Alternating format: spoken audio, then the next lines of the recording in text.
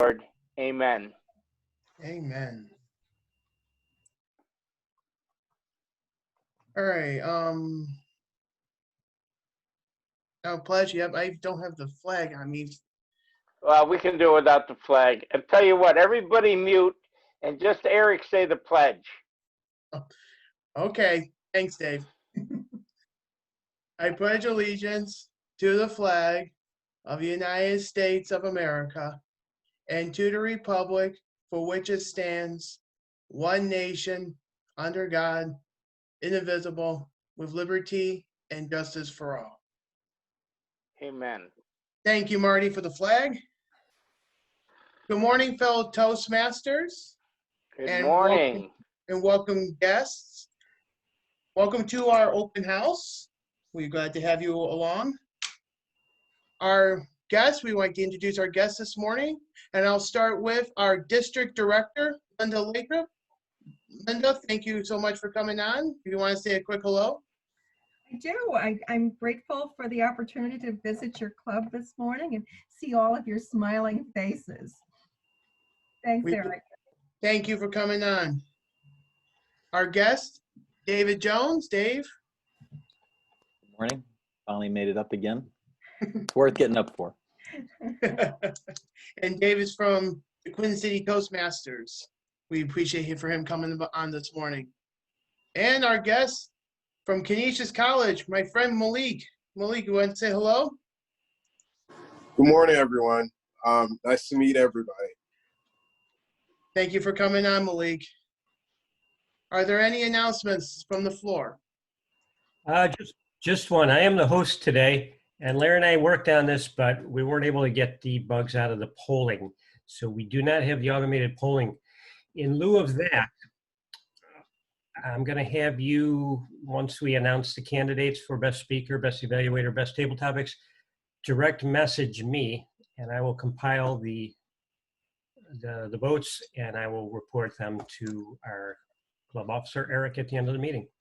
So just, again, when we vote, we won't see the poll come up, so just direct message me with your ballot. Thank you. Thank you so much, Len, and thank you for filling in for Larry for being the host. Are there any other announcements? No? We'll wait for the end until the end of the meeting, and I will turn the meeting proceedings over to our Toastmaster of the day, Jen Czapla. Good morning, everyone, and happy not quite Halloween. I picked a Halloween-ish theme for our open house today, and that is Toastmasters skills to help you survive the zombie apocalypse, because in a year like 2020, it may be coming. We may all be looking for ways to survive the zombie apocalypse. And Toastmasters, of course, can help us do many things. So today, I would like to tell all of you about the things that it will do, and especially to any of our guests today, or anyone who may be joining us after the fact via the stream on YouTube, how Toastmasters can help you survive the zombie apocalypse. So I know many of us in Toastmasters already know that Toastmasters is a worldwide organization covering over 145 countries. There are thousands, hundreds of thousands of members in Toastmasters and over 16,000 clubs worldwide. So there's definitely a club near you. And if you ever need help finding one or visiting one, you can check out toastmasters.org, or you can contact anyone that you know in Toastmasters and they will be happy to direct you to a club. Many of our guests today have been to different clubs throughout their areas or even other areas. I know David's joining us from North Carolina, so has never had the chance to join us in person, but I believe has joined several other Toastmasters clubs to check out the world. It's a way to get around the world today. So that is one way that Toastmasters helps you survive the zombie apocalypse, just helping you get around the world without leaving the comfort of your own home. Now, I would like to get into our role holders today. I believe most of them have joined, so we will start out. Actually, you know, I know we did an invocation already, but Kate, if you have one to give us, you're the first person on my list, and I'd love to give you that opportunity. So if you are, I know I saw you. Are you Yeah. still with us? I am with us. The dogs are loud, so I thought it would be a good idea to mute. Thanks for the opportunity. Sorry, I was having technical difficulties. Sure, I'll share this invocation. Non-denominational. Let us take a moment to remember all the religions that are represented in the worldwide Toastmasters family. Let us recall that when we were invited to join Toastmasters, we were not asked if we were a Protestant, Catholic, a Muslim, a Jew, a Buddhist. We were not asked because all the families are welcome in Toastmasters family, all religions. Please join me in a moment of reflection and thanks with these words. With our friends beside us and no person beneath us, with the bonds of Toastmasters between us and our worries behind us, with our goals before us and no task beyond us, with a thirst for knowledge and a dream for a connected world. We are thankful for our Toastmasters friends and the meal we are not sharing together, but wish we were sharing together. So it is our meeting we are sharing this morning. Thank you, Madam Toastmaster. Thank you, Kate. Our word master today is Mark Campos. Thank you, Madam Toastmaster, fellow Toastmasters, and our guests, good morning. Typically as word master, I try to select a word that somewhat ties in with the meeting theme. And Toastmaster skills during the zombie apocalypse posed some challenges for me in that regard, so I went in a little different direction. The club members know that I work for Verizon, and in a recent business setting, a colleague shared with me that they were labeled recently in a derogatory fashion as a Verizon overlord. And I thought, that's awesome. That just sounds so cool. I sort of wish somebody would label me a Verizon overlord, and pretty much an overlord of just about anything. Therefore, today, as your word overlord, I have selected the word overlord, which can either be a noun or a verb. As a noun, one, as a person who is lord over another or over other lords, or number two, a person of great influence, authority, power, or the like. And as a verb, to rule or govern arbitrarily or tyrannically, or to domineer. So fellow Toastmasters, please be sure to use the word overlord, otherwise you will upset your word overlord, Madam Toastmaster. I think you mean Madam Overlord. You are Madam Overlord of the meeting, yes. Yeah, yes, exactly. I just wanted to be clear on that. All right, our master today will be Gerald. Good morning, fellow Toastmasters. I am the overlord of ahs and pauses and filler words today. I've already got one person marked off before my intro. Fair game, everybody. I'm sure we will do amazing today. I look forward to the meeting. Thank you, Madam Overlord of Zombie Apocalypse. I'm really hoping that I'm not the person you marked down, but you know, I'm talking a lot, so I probably am, and you got to in there if you were listening. Our grammarian today, voluntarily, barely volunteering, was Larry Eggert. So thank you, Larry, for volunteering against your will. I don't know, barely is the right word for that. Reluctantly, maybe, or just trying to help out, put a positive spin on. I am going to be the grammarian, but I am certainly not an overlord of the use of grammar. However, I will try to do my best to report on the good and the bad of grammar throughout the meeting and report back to the overlord at the end of the meeting. Madam Overlord.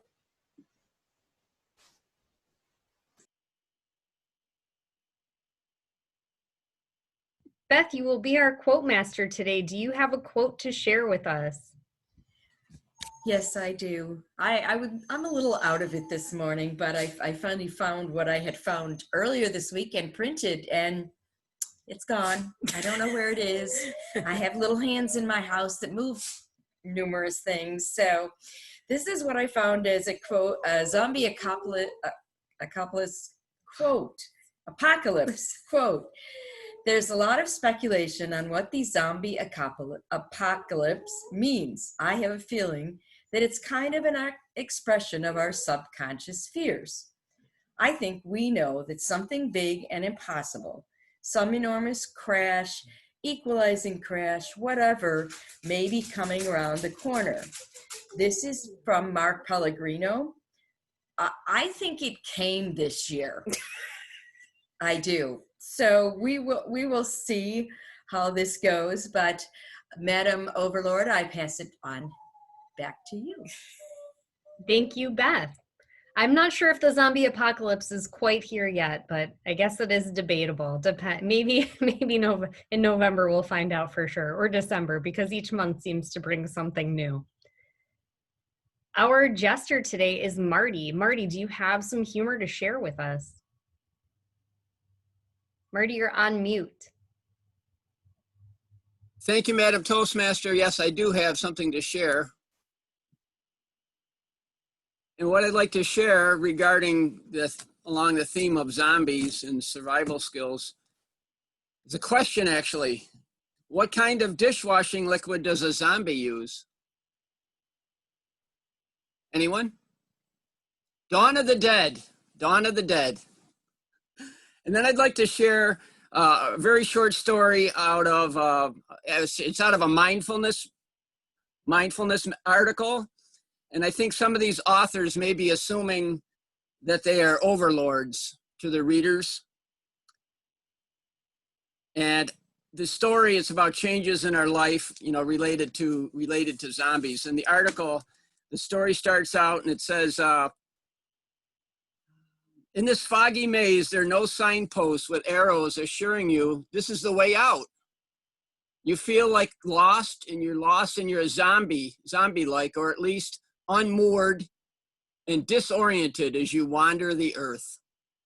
The old rules don't seem to apply anymore. What used to work no longer does. You feel strange, not like yourself, but something not yet fully formed.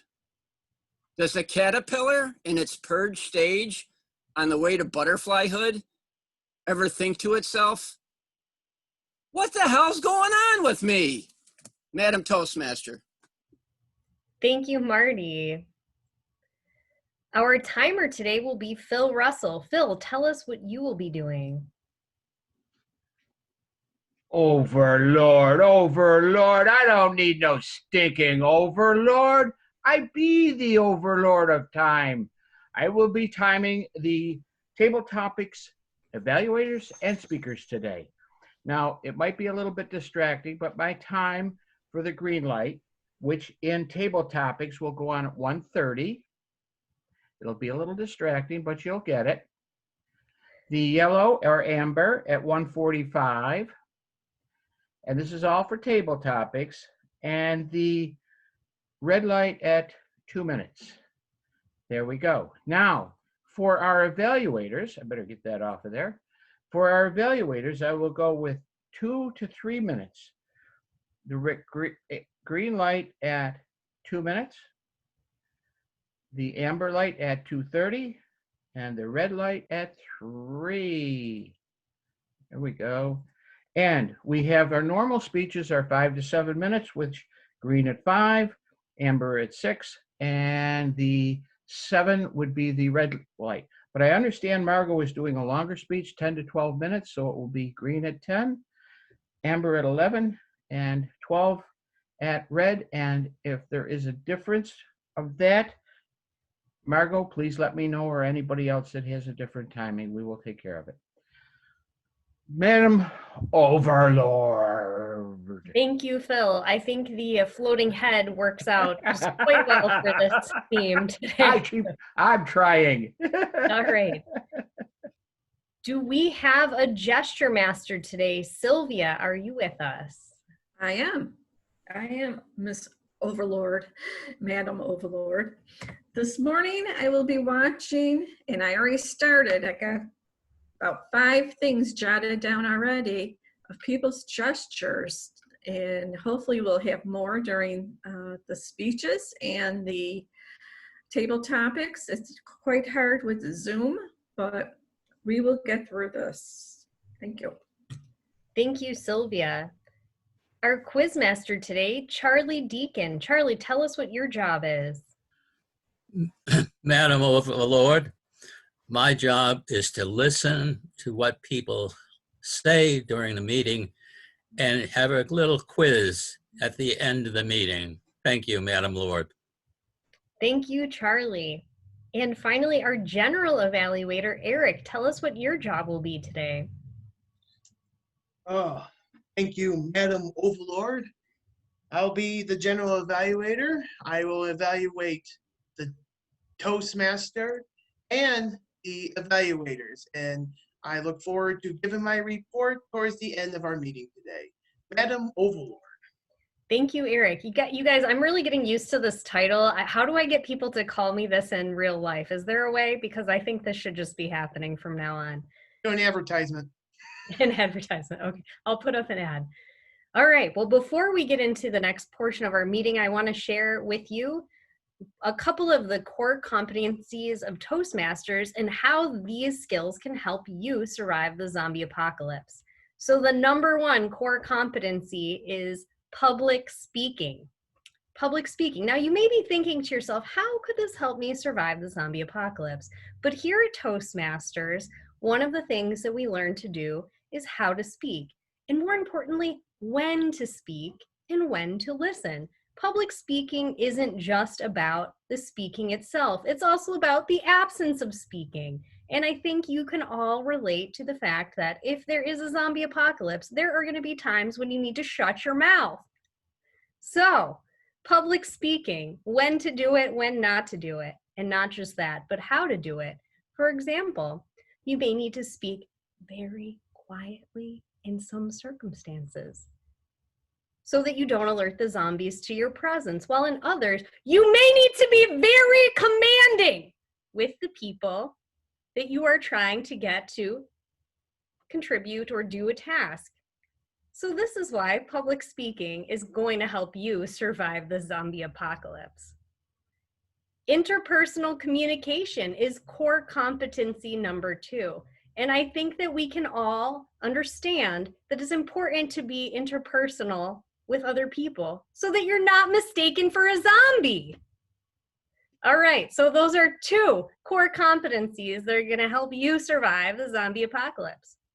Now I'm gonna turn it over to our table topics master today, Tom Moran. Thank you, Madam Overlord. I don't think you'll have a problem with people referring to you as Overlord. It seems to, in your case, roll off the tongue very smooth. It seems appropriate, actually. So I don't think you'll have an issue with that. I think, and I appreciate you discussing some of the aspects of Toastmastering that might help during a zombie apocalypse. But one of the things that is going to be called on for Toastmasters is leadership.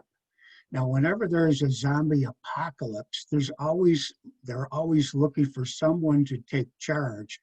Now, I don't think anybody would be more appropriate for a job like that than Tracy Farrell. Now, Tracy has shown extensive leadership in our group, and also when she does what she does for a living in her job. So, Tracy, could you be the overlord of the zombie apocalypse and take care of the people around you? And what would that process look like? Tracy Farrell. Thank you, overlord of the table topics today. Part of what I've been doing during this COVID thing is trying not to fall under the overlords of the government and of commercial entities. I'm kind of looking to be more self-sufficient. And being more self-sufficient would be taking care of myself, my family, and my loved ones. As part of that, I have a huge stock of toilet paper right now. People are thinking, oh my God, what is wrong with you? But of course, I order all of my supplies online, and every time I do, there's 2 more big bags of toilet paper coming. It's getting to be a little crazy.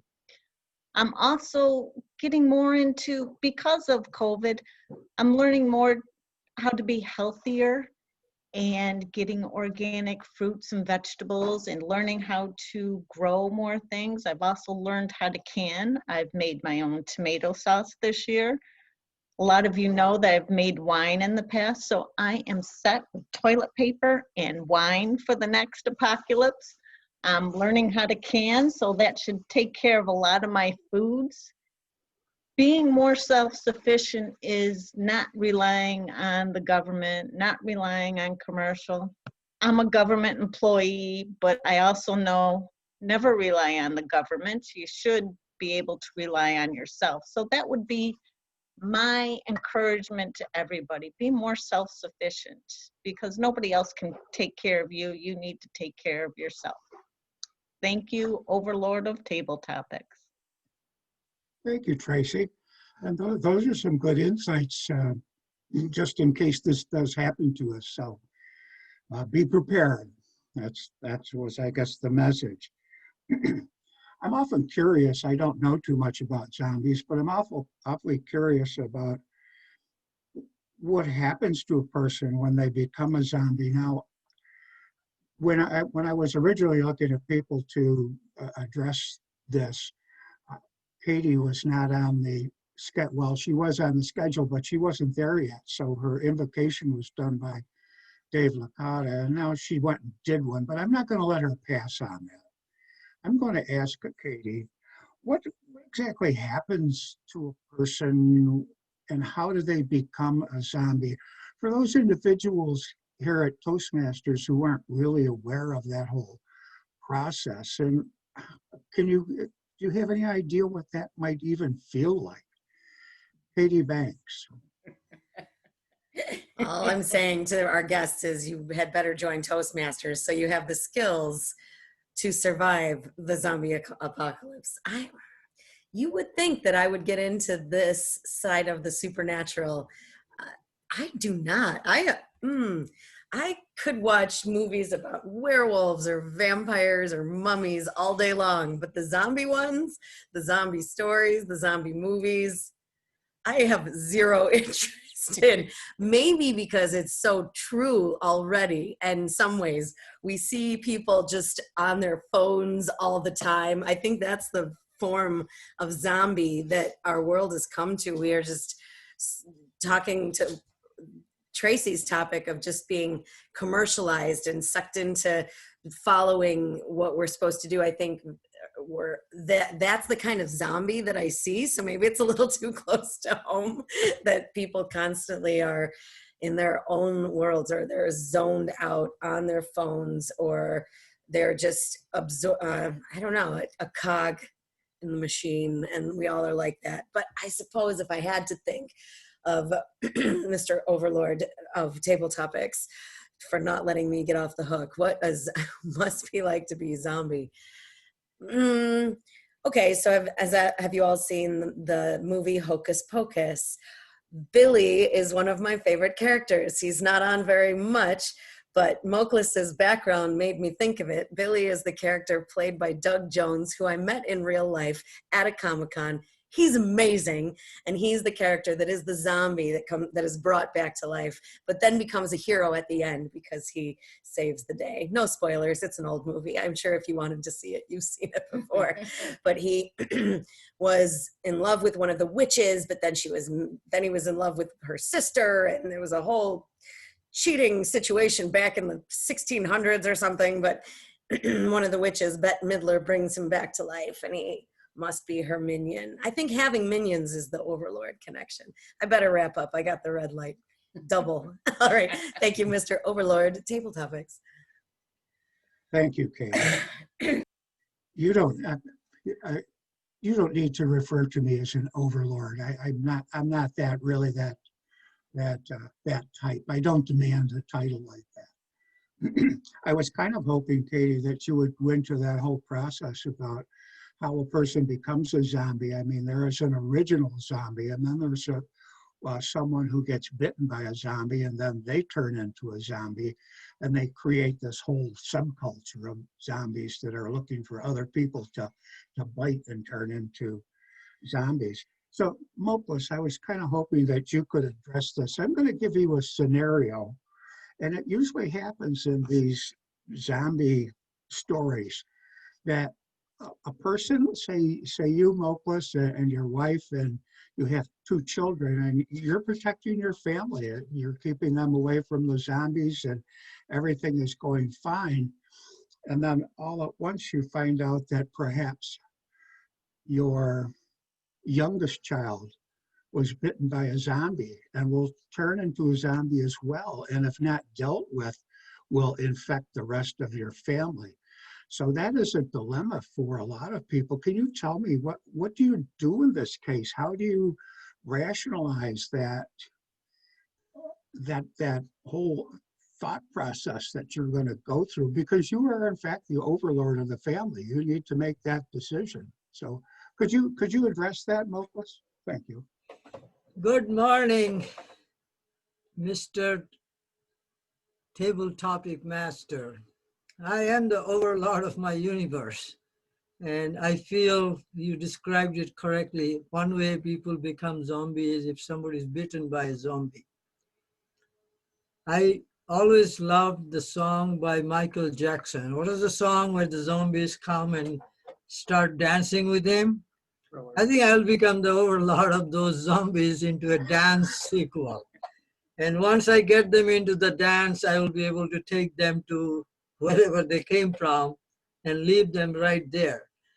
If I may ask a guest, Malik Stubbs, if he knows anything about zombie, maybe he can help me. Is Malik, are you available? You mean Malik? Malik, yeah, Malik. The guest who's... Malik, are you there? No? Okay, so I'll continue then. Sorry about the interruption. I just wanted to get an international or a different perspective. Zombies are great in movies, and I think even in life, if not in real, but in dreams, I've often dreamt about zombies, and after the Michael Jackson song, I used to dance with all the zombies, and I used to get very familiar and have a lot of fun. And of course, I don't want the zombie to take away my son, so I'm going to take him with me and then make sure all the zombies go into their grave. And then we take a Jetson's flight back to our home, so they can't follow us, because if we walk, they will be able to follow us. So zombies are great, but they should belong to the graveyard or cemetery, and then we should go there if need be. Mr. Table Topic Master. Thank you, Moklis. Well, ladies and gentlemen, in our overlord, there are 3 table topics for you to judge. Could we have a timer's report on that, Mr. Timer, Phil Russell? Yes, table topics overlord. Tracy, 150.44. Kate, 212.63. Moklis, 207.97. Mr. Table Topics overlord. Thank you. What does that mean, Phil? They all qualify. They all qualify. Thank you. And our Wordmaster report, Campos, did everyone use the word this morning? Thank you, Mr. Table Topics Overlord. I am happy to report that all 3 contestants did use the word multiple times. Tracy leading with 3, Kate tied her with 3 as well, and Moklis used it twice.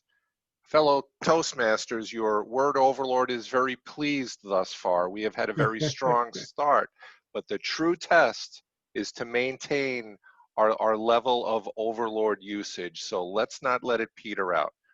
Mr. Table Topics Master. Yes, thank you, Mr. Wordmaster. And you should send your vote to our Toastmaster Len Thornton on chat. Send it directly to Len and he will tabulate everything. I'll turn the meeting back over to our overlord Toastmaster, Jen Czapla. Thank you, Mr. Moran. I appreciate it. You actually got to core competency number 3 during table topics. Strategic leadership, you mentioned, is important. And of course, why is leadership important? It's important in every aspect of our life. And maybe the biggest reason why is because if you're anything like me, do you really trust anyone else as much as you trust yourself to lead and make sure that you survive the zombie apocalypse? Probably not. So you need to have a good strategy. So strategic leadership is important.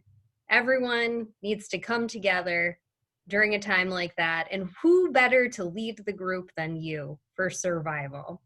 And number 4 is management. There are a lot of things that need to be managed during a zombie apocalypse. Tracy mentioned supplies. You need to make sure you have wine and toilet paper.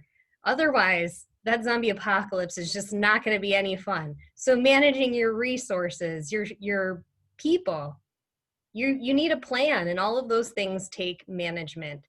So just one more reason why Toastmasters will help you survive. Now let's get started with our speaking portion of the meeting today. We will begin by introducing our evaluator, number 1, Jackie Kenny. Tell us what Margot will be doing today. Thank you, Madam Overlord, or Dark Empress, if you prefer. Margot has been a Toastmaster since January of 1998, so we can expect a lot when we hear Margot speak.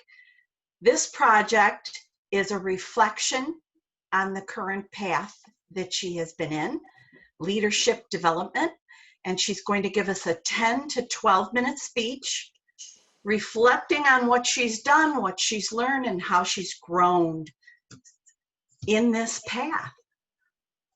Thank you, Madam Overlord. Thank you. So let's turn it over to Margot with her speech, One Step at a Time. Thank you, Madam Overlord. Good morning, fellow Toastmasters and our guests. When you've been in Toastmasters as long as I have, it's hard to just look at one path. So I'd like to invite you to join me back in October of 1997.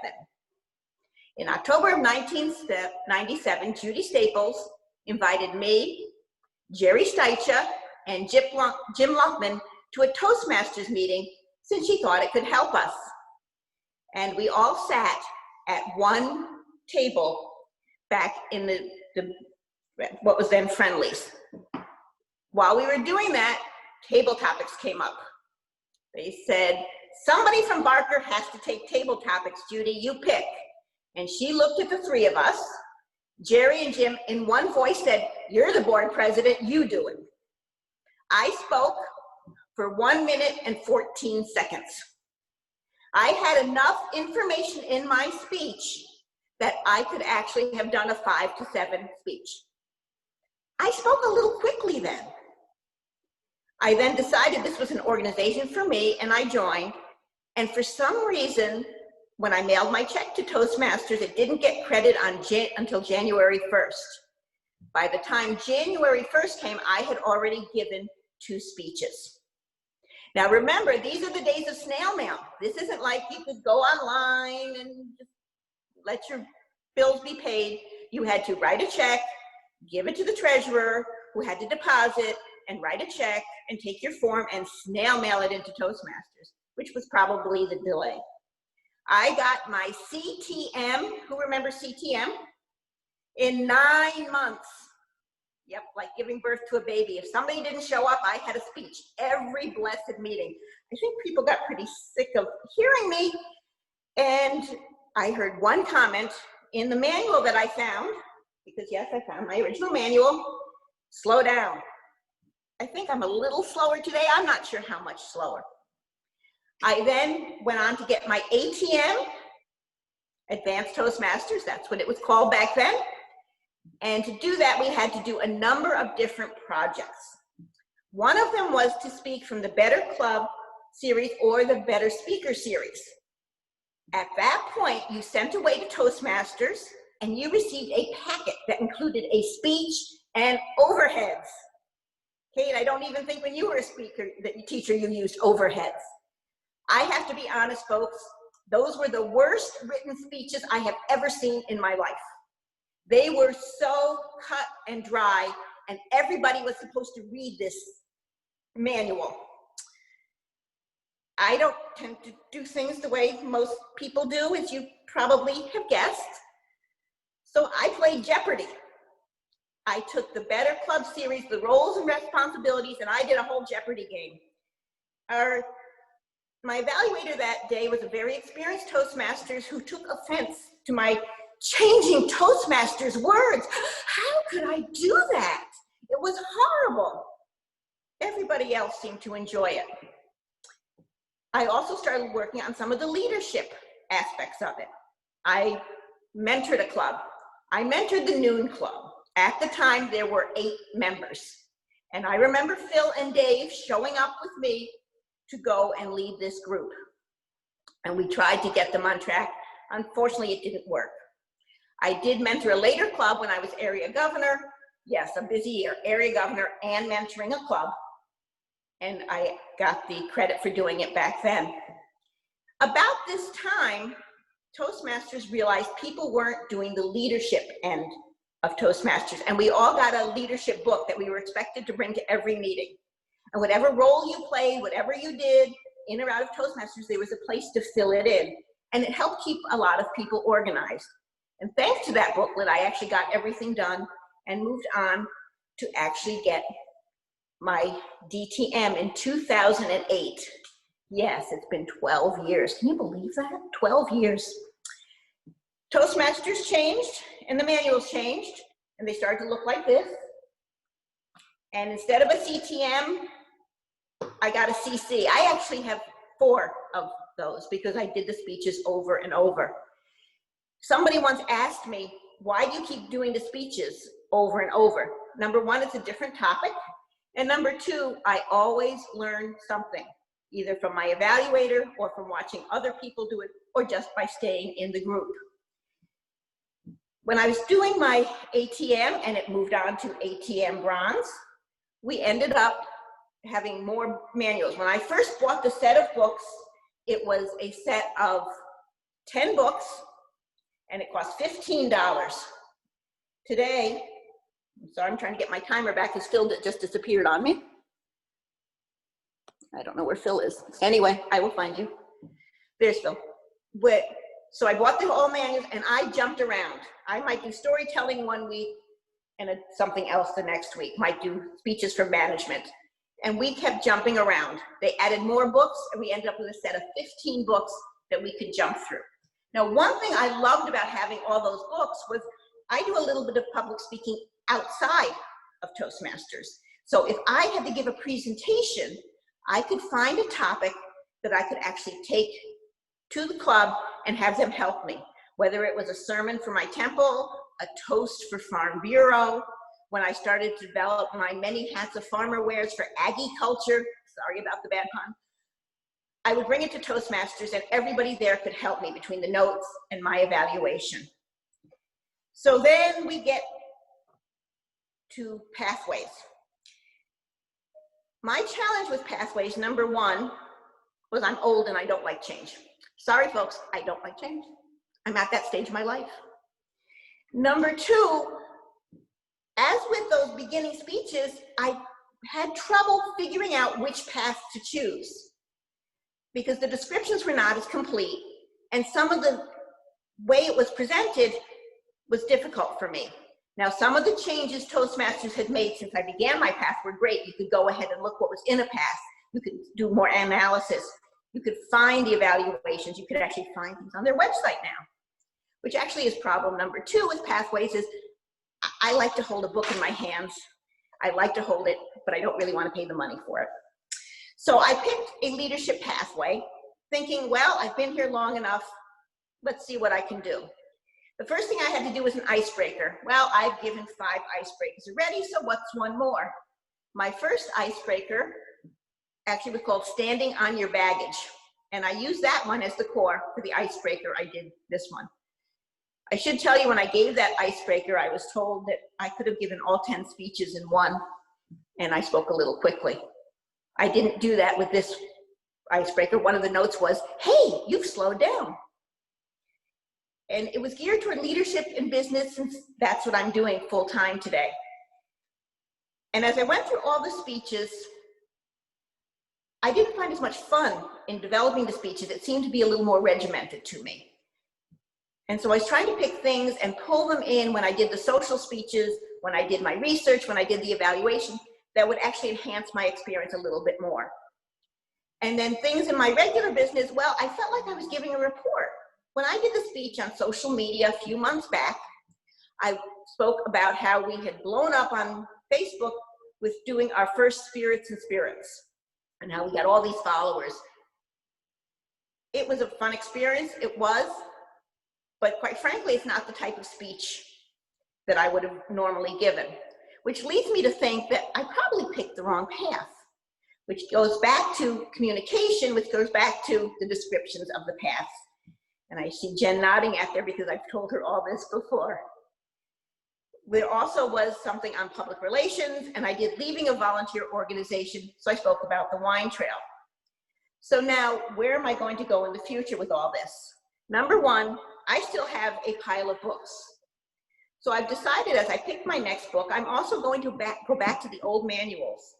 I'm going to reread what I've written. I'm going to look at the comments and try to match up where I had the most fun and interest as I pick my next path. Because sometimes that's what it's all about. It's not about where you are now, it's about picking the right path for you. Secondly, I'm going to look at the different roles and responsibilities.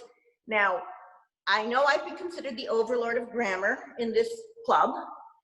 It would be nice to do that, but it would be also nice to figure out how to get other people to take on that role. So if the grammarian position is open and I don't have a role, I'm not the first person they have given.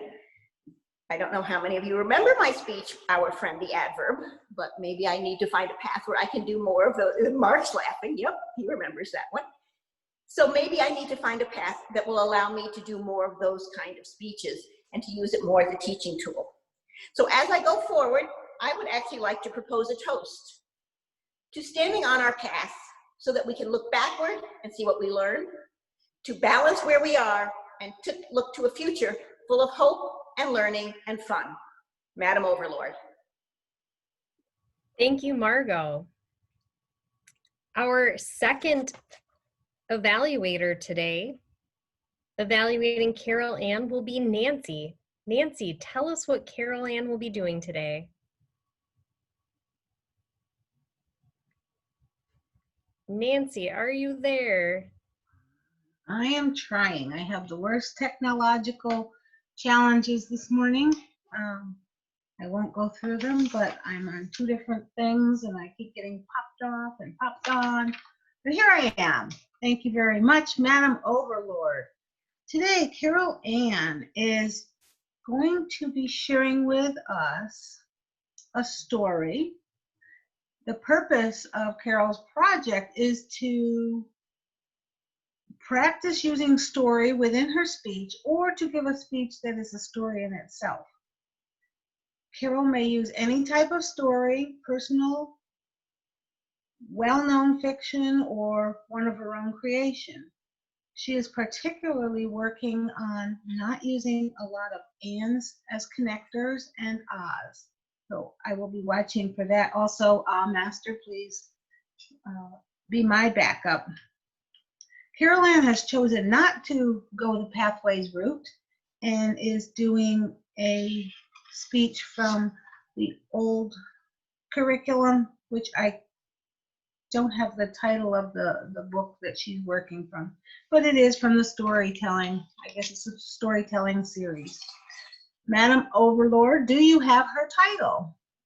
Thank you, Nancy. Yes, I do have her title. Again, it was a 5 to 7 minute speech, and her title is Sea Cruise Continued Shore Excursions. Carol Ann.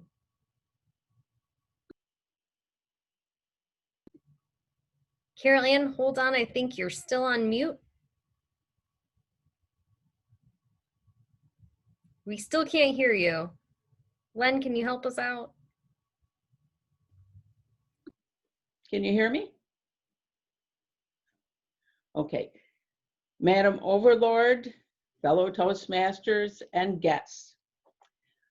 On October 27th of last year, we set sail for the Hawaiian Islands from Long Beach Pier in California. It was November 1st when we arrived in Hilo on the Big Island.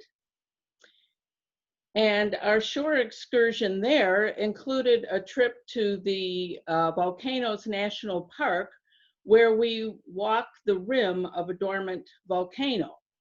And we also went to an area called Rainbow Falls, which again was very just beautiful sights in Hawaii.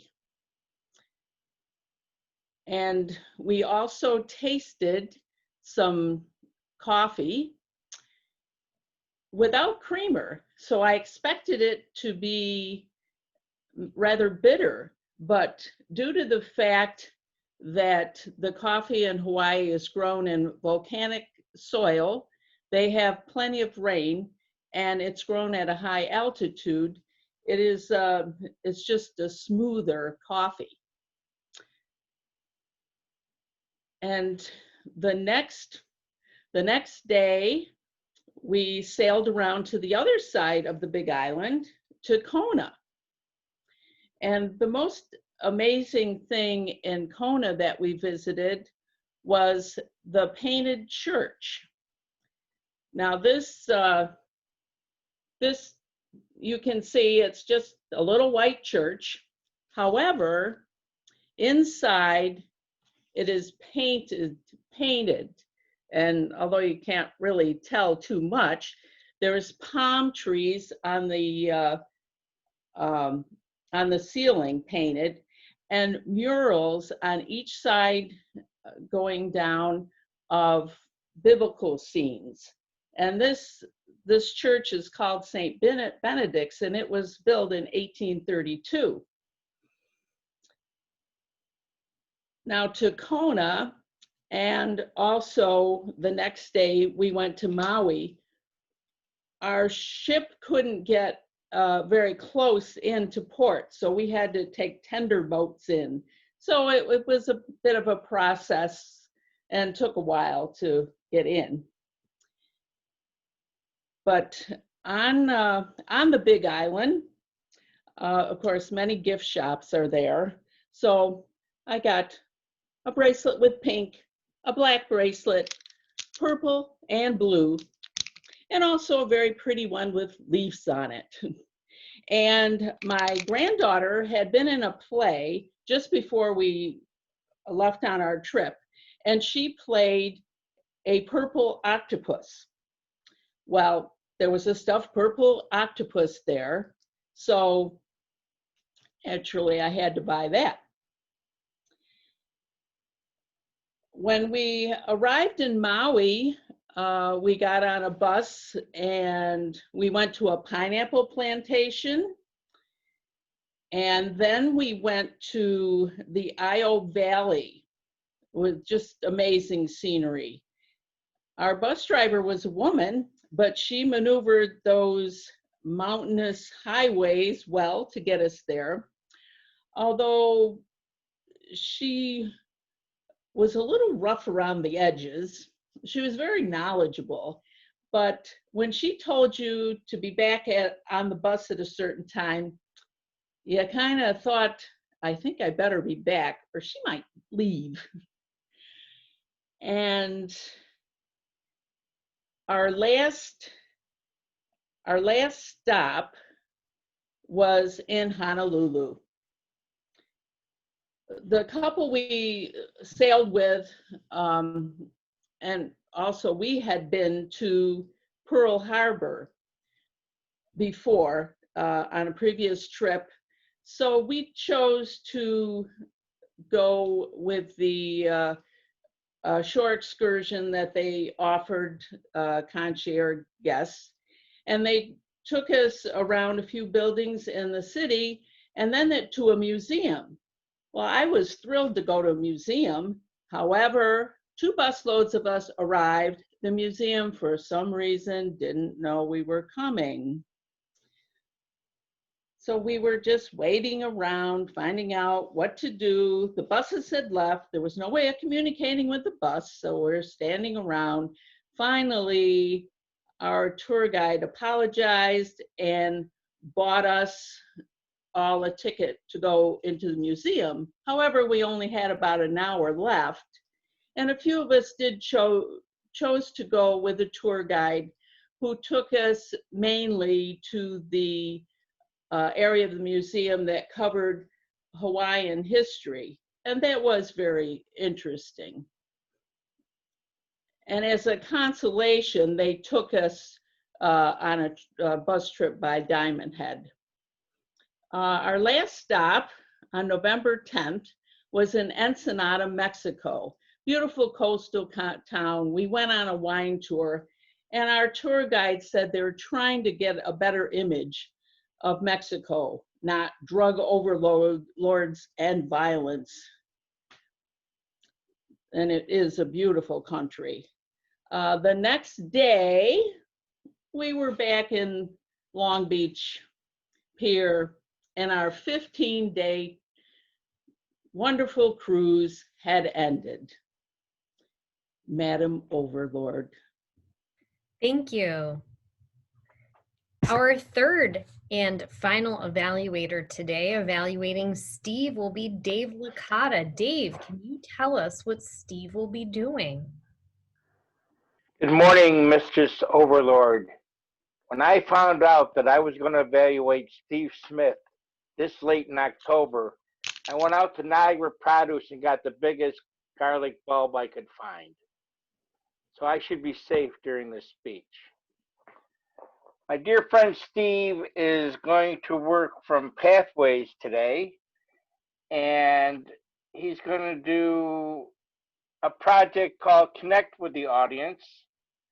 The purpose of the project is for him to practice his skills that he's already developed, and he's going to be informative.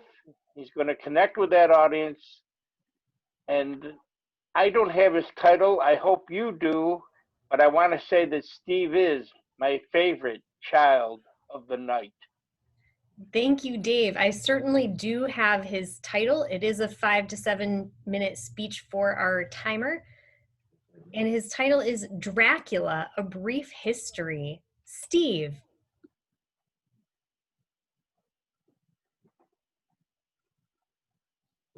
I am Dracula. I bid you welcome. Now, how many times have we heard this in countless movies by countless actors? Now, many of us know that Dracula was written in 1897 by Bram Stoker. What most of us don't realize, that movie was never filmed. They have never followed the book.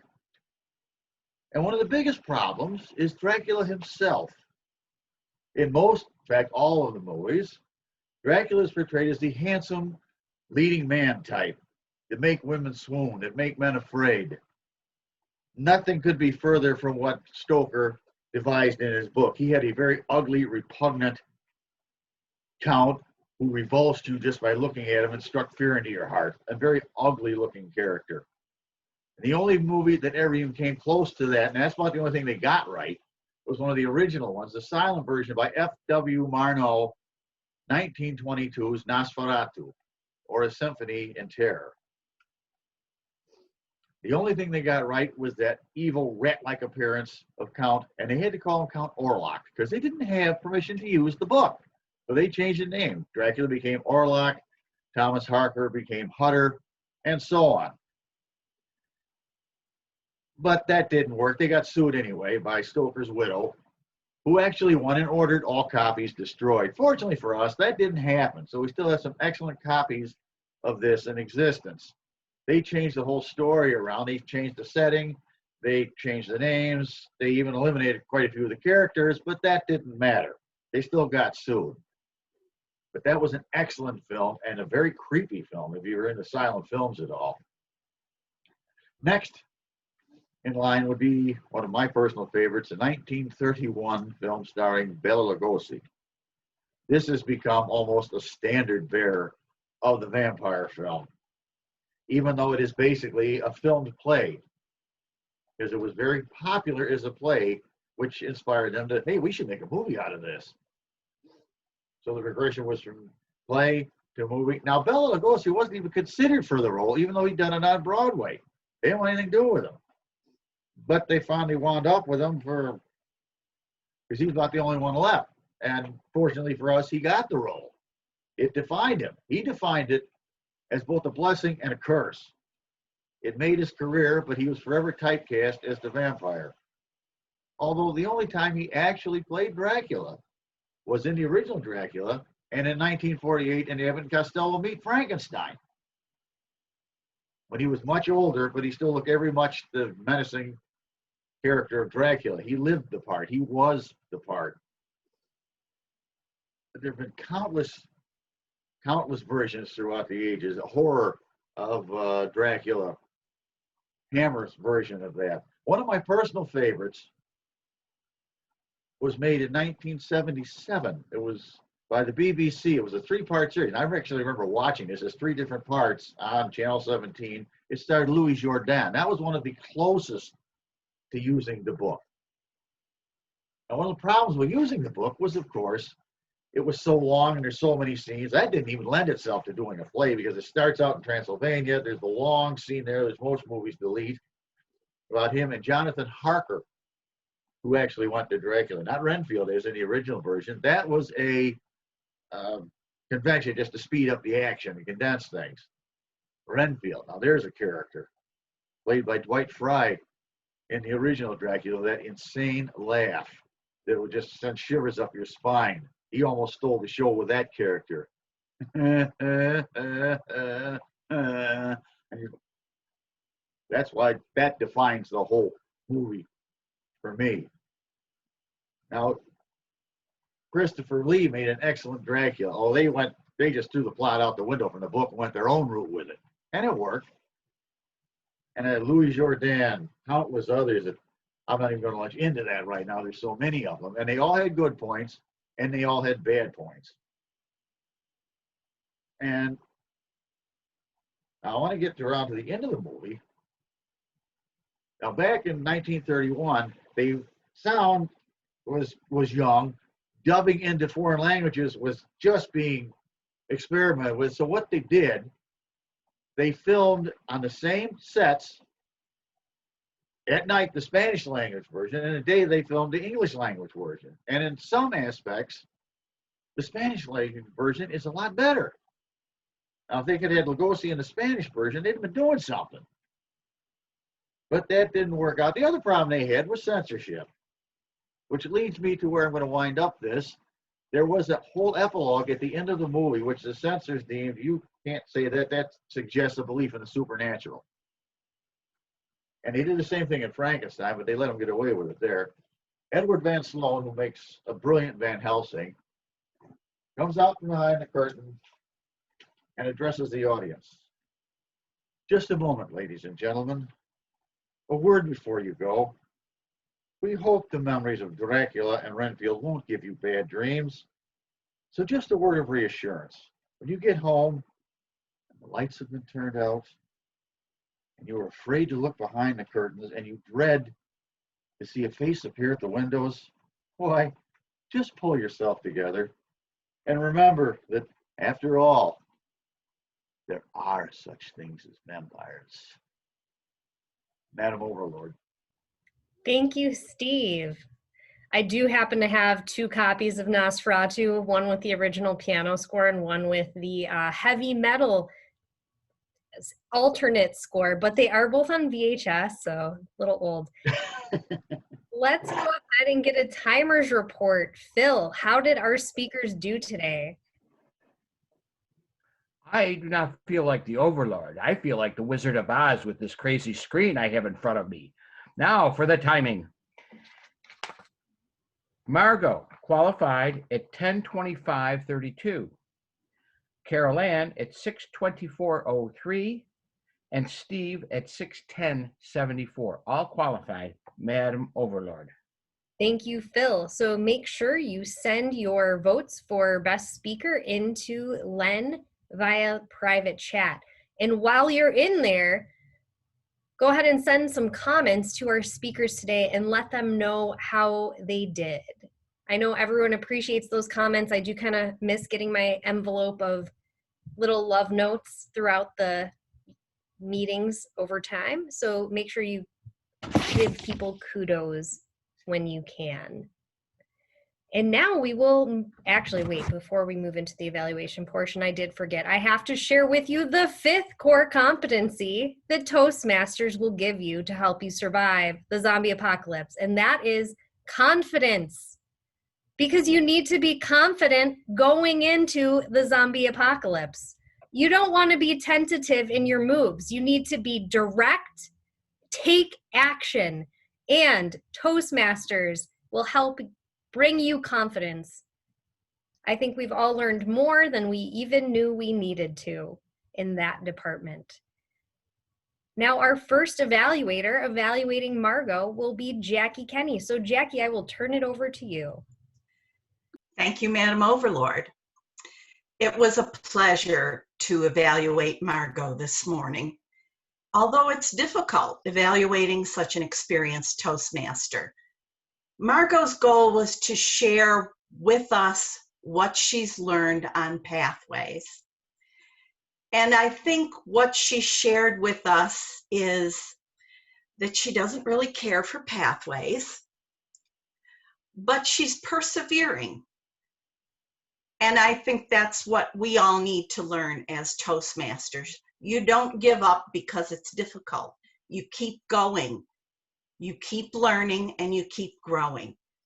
That core competency, again, in Toastmasters is something that challenges us and also adds a lot to our lives.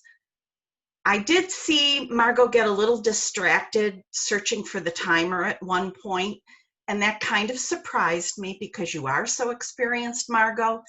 I would think you would be feeling your time as you went along and know at what point you needed to start wrapping up. You have been told since the beginning of your career that you spoke too quickly, and you were doing that a little bit today, although your pace slowed down toward the end of your speech. You told us a lot about your accomplishments over the years. And I think if you had enumerated fewer accomplishments, you would have had more time to slow your pace down a little bit. But all in all, that's an excellent journey that you shared and a fine example for anyone just beginning their path in Toastmasters. You've told us a little bit about the history, how the books evolved, and where we go next in Toastmasters. So thank you, Margot. I'm glad you found your way and you're enhancing and continuing to challenge yourself in your Toastmaster career. Thank you, Madam Overlord, Dark Empress. Thank you, Jackie. I will take either title. You can all just call me any title. I like titles. Who knew? Our second evaluator today, evaluating Carol Ann, is Nancy. Nancy, tell us how she did.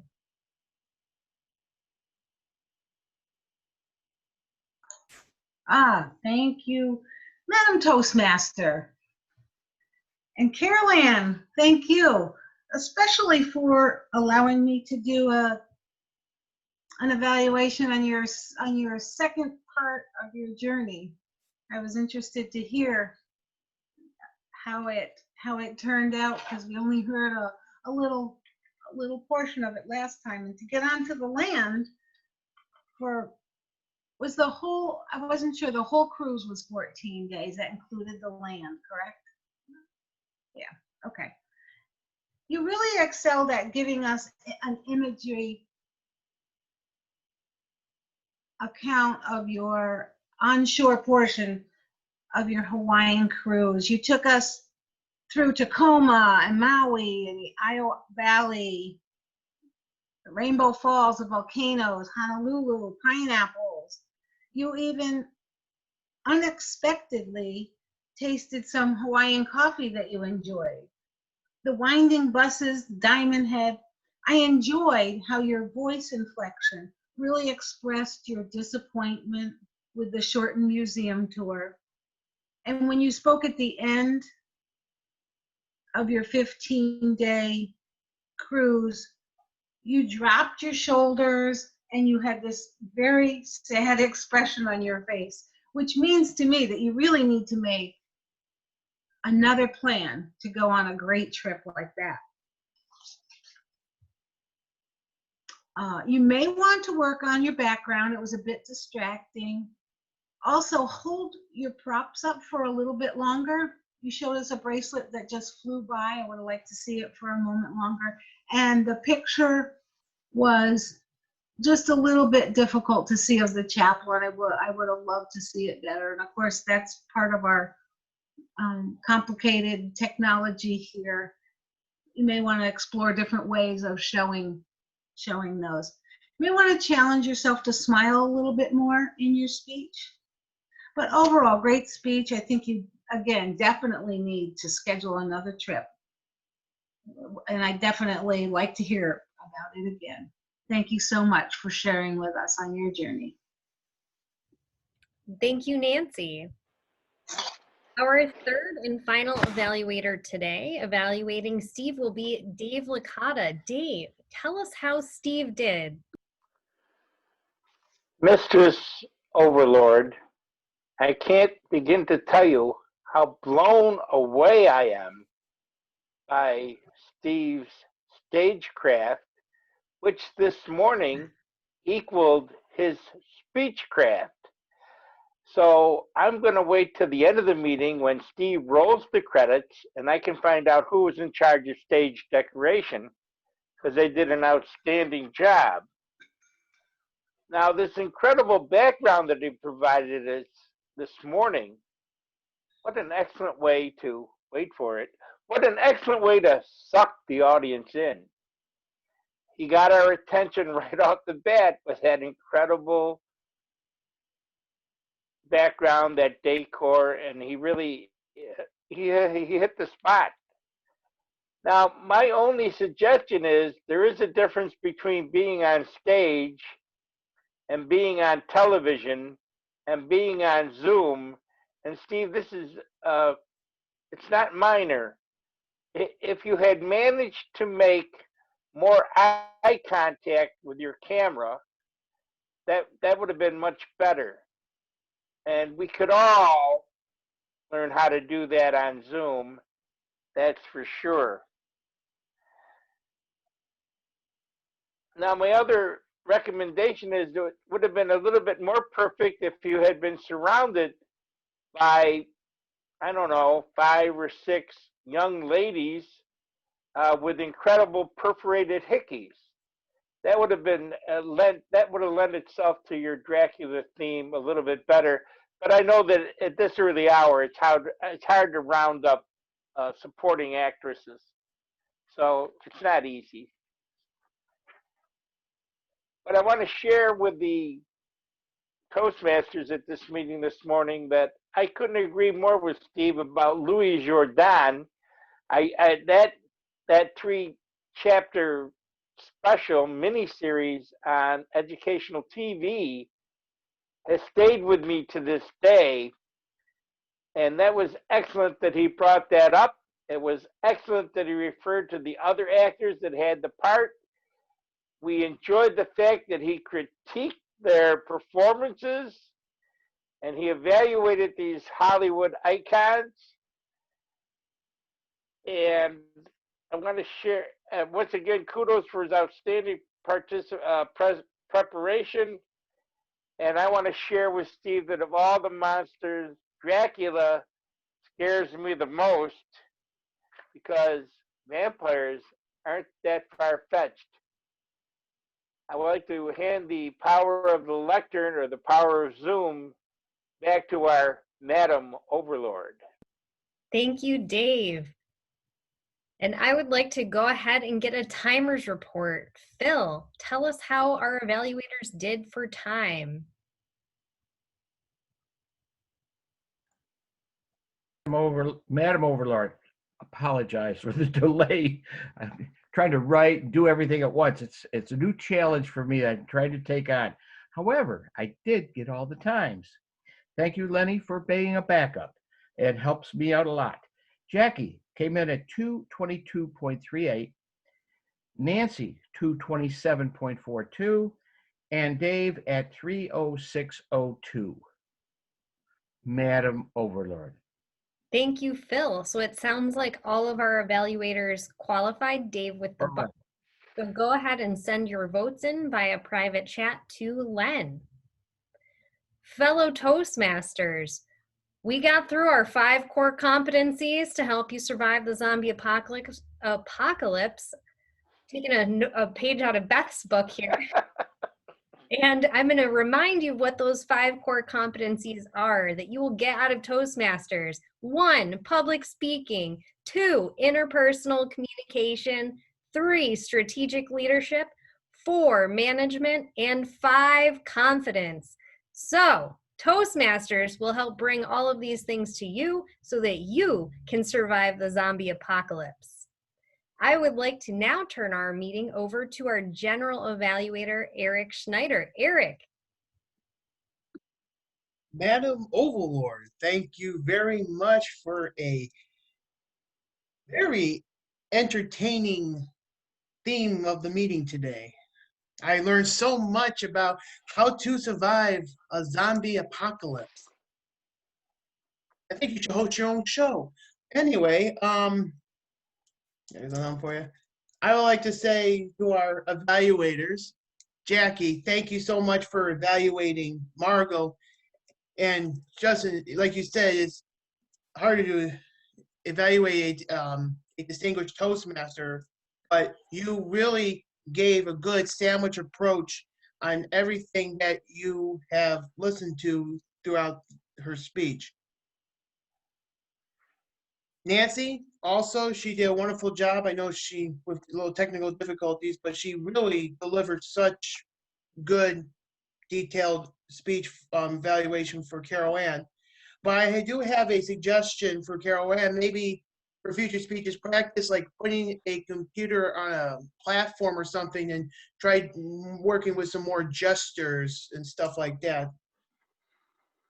And Dave, the yellow sweatshirt really threw me off a little bit, but very colorful. But you gave very good evaluation with Steve's speech. And I did like the word critique. I like that word.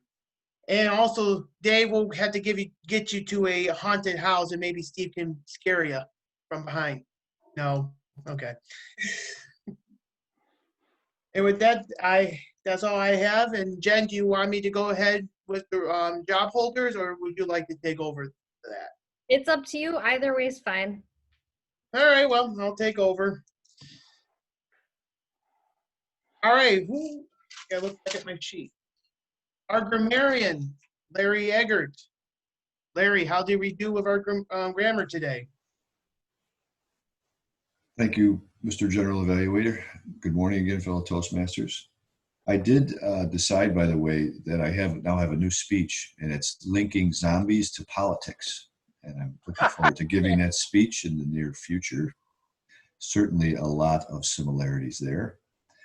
Anyway, so for grammarian, I have a bit of a tin ear with grammar, and I admit my faults with that. So I look more for things that I would relate to. So I look for people dropping the EDs and the INGs on words, and there really weren't that many. There was a few gunnas and shouldas, but really 3 or 4 maybe total for everybody. So I thought that was good.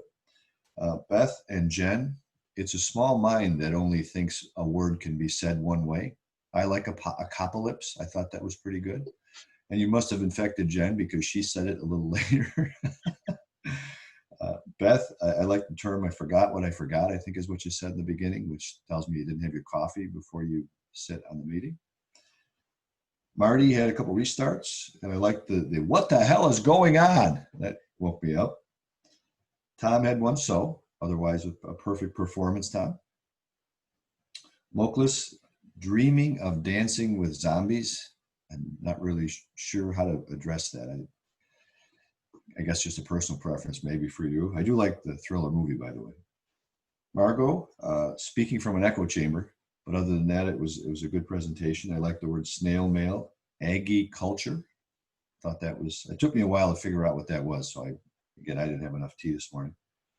Steve, I gotta listen to this. He's Count Dracula, and he says, countless actors and countless movies about the Count.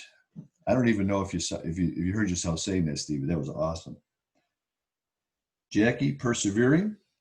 Nancy had one restart, and that is my report, Mr. General Evaluator.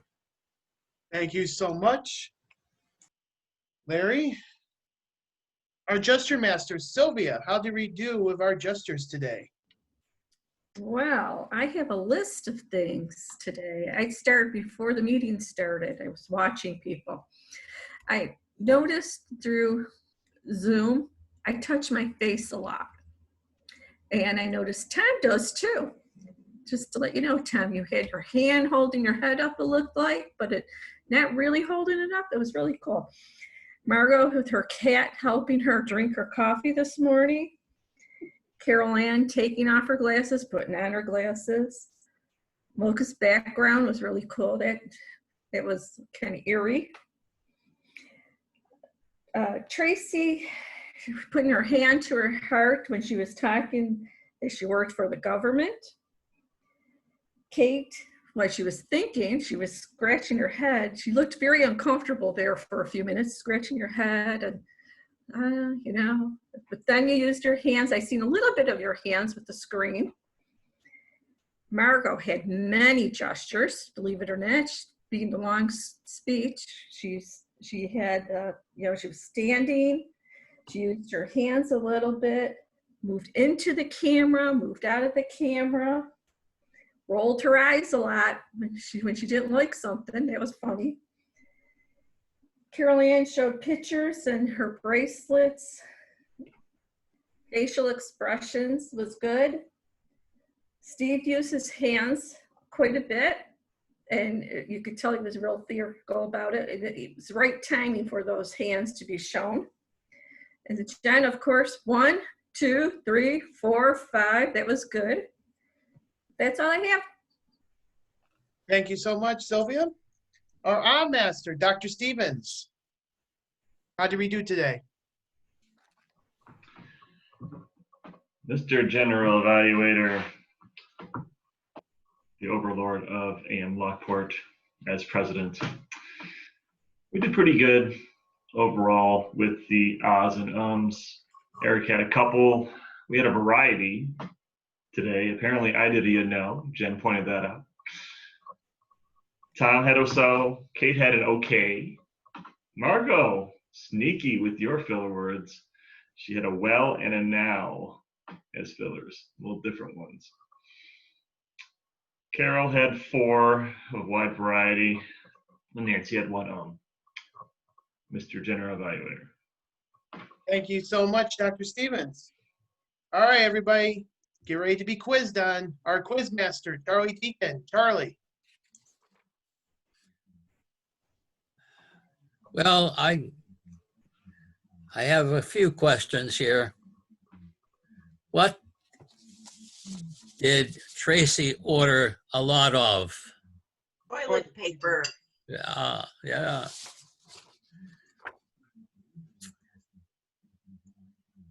What film did Katie like? Hocus Pocus. Hocus Right. Pocus. Hocus yeah. Pocus. Margot first went to a meeting of a Toastmasters. What year? 1998. 1997, October. 97, yeah. Right. And how long did it take her to get her CTM? 9 months. 9 months, right. Not her DTM. CTM. She said CTM. Yep. Oh, CTM. Sorry, Charlie. Carol, I lost a lot of, I don't hear it so much, but one thing that stuck on my mind, what drink did Carol like? The coffee. Coffee. And Steve liked the film. What year was it that film? 1931. Right. That's my quiz. Thank you, Charlie. And we can't forget our word master, overlord, Mark Campos. Thank you, Mr. General Evaluator, fellow Toastmasters. Your word overlord is most pleased today. This could be the longest word master report in history if I truly subjected you to it, but I won't. The word was used quite often today. It was used multiple times in the chat by Moklis, Jackie, and Larry. Larry with a variation of overlordus, very clever. But by my count, I believe everyone that spoke today used the word most multiple times, and leading the pack with a staggering 8 times apiece were Tom and Phil. Kudos to you both, Mr. General Evaluator. Thank you so much, Mr. Wordmaster. That's actually a good word for today. All right. Before I get into the winners this morning, I would like to welcome our guests for feedback, and I will start with our District Director, Linda Lathrop. Linda. Thank you, Eric. I've enjoyed your meeting a lot this morning. It's a little different than some that I go to, but I enjoyed the fact that almost everybody who was in the meeting had a meeting role, and it expanded that sense of responsibility for each person to be an active participant. So I just really think that that is one of those glows for your meeting that I would share with other folks as I visit other clubs and give it to them as a grow. The more people that are involved, the more fun the meeting is, the more educational, and the more people that attend. So congratulations on a wonderful meeting this morning. I've enjoyed hearing that word overlords, sitting here thinking the whole time, oh my goodness, I must be the overlord of the district. And I had not contemplated that before. So thank you for inviting me, and I enjoyed your meeting very much. Thank you so much, Linda. Hope we see you again real soon. And our guest, David Jones from Queen City. David. Morning. It was a great meeting as always. One thing I did like was, and I've seen him do it before, is Moklis trying to engage the first-time member. I remember when I started at Toastmasters, I was so scared, and I wish I had spoken more, and I like how he tries to engage them. It didn't work out today, but at least he goes for it. So I think that's always an important thing to do, is engage the new members. Thanks for having me. Thanks again for joining us this morning, David. And our guest, Malik Stubbs, he said he enjoyed the meeting and he hopes to come back real soon. So we thank you for also joining with us this morning. All right, on to our winners this morning. Our best table topics winner this morning, and I know she left, but Tracy Farrell is our best table topics. Our best evaluator, Dave Licata. Congratulations, Dave. And our best speaker is Count Dracula, Steve Smith. Congratulations. Are there any final announcements this morning before I adjourn the meeting? Yes, Eric, I have an announcement. Go ahead, Marty. Yes, on behalf of the Buffalo Flyers Sodexo Toastmaster Club, I just wanted to make a brief announcement. We have a meeting next Tuesday, and we have 4 open roles. It's a Zoom meeting. We meet from noon to 1, or 11:45 until 1 next Tuesday. We need a Topics Master, a timer, an evaluator, and a general evaluator. So if anyone can help out, get back to me as soon as you can. Be much appreciated. Thank you, Eric. Thank you, Marty. fellow members. Marty, can you send us an the I email? sent the an link? email this, I think late last night or early this morning to the membership. Okay, perfect. Thank you so much, Marty. Thank you. All right, if there are any other final announcements, I would like to say thank you all for joining us this morning. Post Toasties is up next, and I hope everybody has a wonderful rest of the week and the weekend.